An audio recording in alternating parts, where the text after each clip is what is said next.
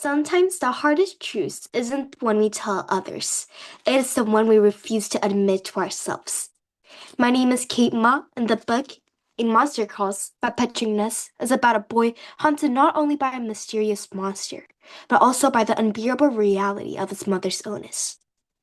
There are a series of unexpected events the monster leads Connor toward the most difficult journey of all. Not defeating a creature, but facing the truth within himself. I'll be reading the final chapter titled The Truth. In this chapter, Connor confronts the painful reality and gains the courage to let go, allowing himself to heal. This daunting moment appears in our lives during moments of grief, fear, loss, or change, when we're challenged to choose between hiding the truth or finding the courage to embrace it. The truth. His grandma burst into his mom's hospital room ahead of him with a terrible question on her face. But there was a nurse inside who answered immediately. "It's okay," she said. "You're in time." His grandma put her hands to her mouth and let out a cry of relief. "I see you found him," the nurse said, looking at Connor. "Yes," was all his grandma said. Both she and Connor were looking at his mom. The room was mostly dark, just a light on over her bed where she lay. Her eyes were closed, and her breathing sounded like there was a weight on her chest. The nurse left them with her, and his grandma sat down in the chair on the other side of Mom's bed, leaning forward to pick up one of his mom's hand. She held it in her own, kissing it and rocking it back and forth. "Ma," he heard. It was his own mom talking, her voice so thick and low, almost impossible to understand. "I'm here, darling," his grandma said, still holding his mom's hand. "Connor's here too." "Is he?" his mom slurred, not opening her eyes. His grandma looked at him in a way that told him to say something. "I'm here, Mom," he said. His mom didn't say anything, just reached out the hand closest to him, asking for him to take it and not let go. "Here is the end of the tale," the monster said behind him. "What do I do?" Connor whispered. He felt the monster place its hand on his shoulders.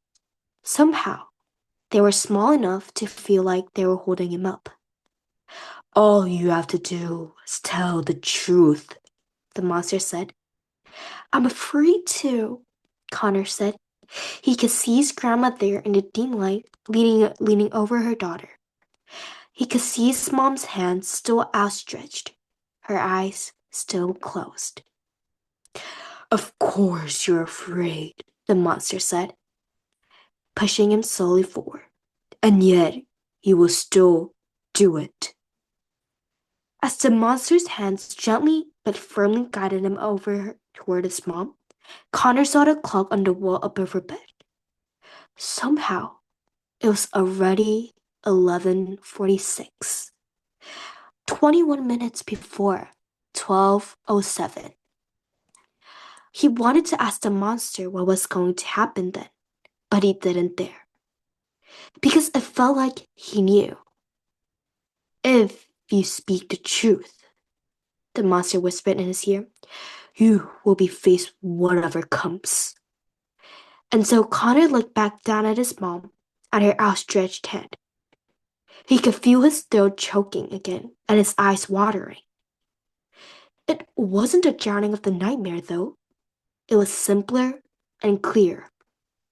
Still, just as hard. He took his mother's hand. She opened her eyes, briefly catching him there. Then she closed them again. But she'd seen him, and he knew he was here. He knew there really was no going back. That it was going to happen, whatever he wanted, whatever he felt. And also he knew it was going to get through it. It would be terrible. It would be beyond terrible. But he would survive. And it was for this that the monster came. It must have been. Connor had needed it, and his need had somehow called it, and it had come walking just for this moment. "You'll stay?" Connor whispered to the monster, barely able to speak. "You'll stay until—" "I will stay," the monster said, its hand still on Connor's shoulders. "Now, all you have to do is speak the truth." And so Connor did. He took in a breath, and at last he spoke the final and total truth. I don't want you to go," he said, the tears dropping from his eyes, slowly at first, and then spilling like a river. "I know, my love," his mother said in her heavy voice. "I know." He could feel the monster holding him up and letting him stand there. "I don't want you to go," he said again. And that was all he needed to say. He leaned forward onto her bed and put his arm around her, holding her. He knew it would come, and soon, maybe even this 12:07. The moment she would slip from her grasp, no matter how tightly he held it. "But not this moment," the monster whispered, still close. "Not just yet." Connor held tightly onto his mother, and by doing so, he could finally let her go. Thank you.